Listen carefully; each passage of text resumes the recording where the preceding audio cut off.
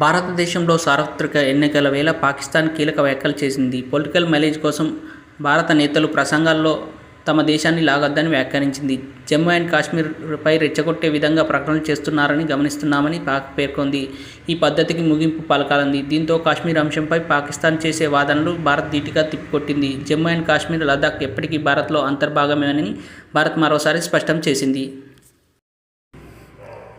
China, Tibet మధ్య నెలకొన్న వివాదంపై దశాబ్దాల తర్వాత మరోసారి తెరపై వచ్చింది. టిబెట్కు స్వయంప్రతిపత్తి ఇవ్వడం కుదరదని, అది చైనా రాజ్యాంగానికి వ్యతిరేకమని ఆ దేశ విదేశాంగ శాఖ స్పష్టం చేసింది. ఇది కాకుండా వేరే అంశంపై బౌద్ధమత గురువు దలైలామా ప్రతినిధులతో మాత్రమే చర్చలు జరుపుతామని తేల్చిచెప్పింది. వేరే దేశాల్లో ఉన్న స్వయం పరిపాలనా అధికారులు సంప్రదింపులు ఉండబోవని చైనా మరోసారి టిబెట్కు స్పష్టం చేసింది. అమెరికాలో భారతీయులు విప్లవాత్మక మార్పులు తీసుకువస్తున్నారని ఆ దేశ రాయబారి ఎరిక్ గార్సెట్టి తెలిపారు. ఓ కార్యక్రమంలో మాట్లాడుతూ, గతంలో మీరు ఇండియన్స్ అయితే అగ్రరాజ్యంలో సీఈఓ కాలేరని జోక్ ఉండేది. ప్రస్తుతం ఇండియన్స్ కాకపోతే సీఈఓ అవ్వలేరనే ప్రభావం ఉంది. ఫార్చ్యూన్ 500 కంపెనీల్లో 10 మంది సీఈఓల్లో ఒకరు ఇండియనే ఉంటున్నారని పేర్కొన్నారు. భారతీయ విద్యార్థుల భద్రతా అంశంపై చర్యలు తీసుకుంటున్నామన్నారు. 2021 ఐటీ నిబంధనల ప్రకారం ప్రభుత్వం కోరినప్పుడు వాట్సాప్ మెసేజ్ వివరాలను మెటా బహిర్గతం చేయాలి.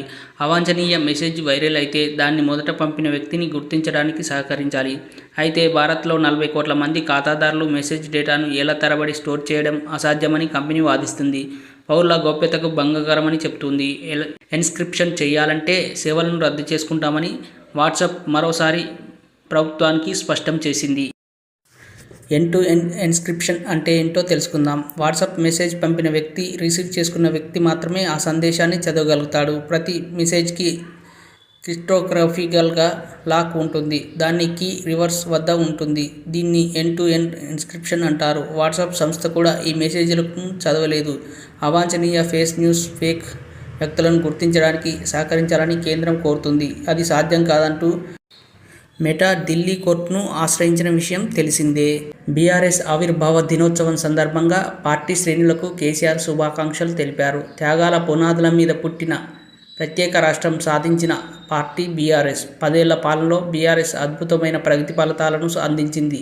పార్టీ ఆవిర్భావం నుంచి ఎన్నో విజయాలు సాధించింది. ప్రపంచ రాజకీయ పార్టీల చరిత్రలోనే బీఆర్ఎస్ అనేది ప్రత్యేక స్థానం. ఆటుపోట్లను అధిగమించేందుకు బలమైన పునాదులు వేసింది కార్యకర్తలే అని బీఆర్ఎస్ అధినేత చంద్రశేఖరరావు వెల్లడించారు. మహాలక్ష్మి స్కీమ్ అమలుతో ఆర్టీసీ బస్సుల్లో విపరీతమైన రద్దీ నెలకొంది. కొన్నిసార్లు సీట్ల కోసం ఘర్షణలు జరుగుతున్నాయి. ఈ నేపథ్యంలో టీఎస్ఆర్టీసీ కీలక నిర్ణయం తీసుకుంది. కొత్తగా 1500 ఎక్స్ప్రెస్ ఆర్డినరీ బస్సులను కొనుగోలు చేయాలని నిర్ణయించింది. బ్యాంకు రుణం కోసం ప్రయత్నాలు చేస్తున్నట్లు సమాచారం. ఇక జూలై నాటికి 450 ఎలక్ట్రానిక్ బస్సులను అందుబాటులోకి తెచ్చేందుకు టీఎస్ఆర్టీసీ చర్యలకు ఉపక్రమించింది.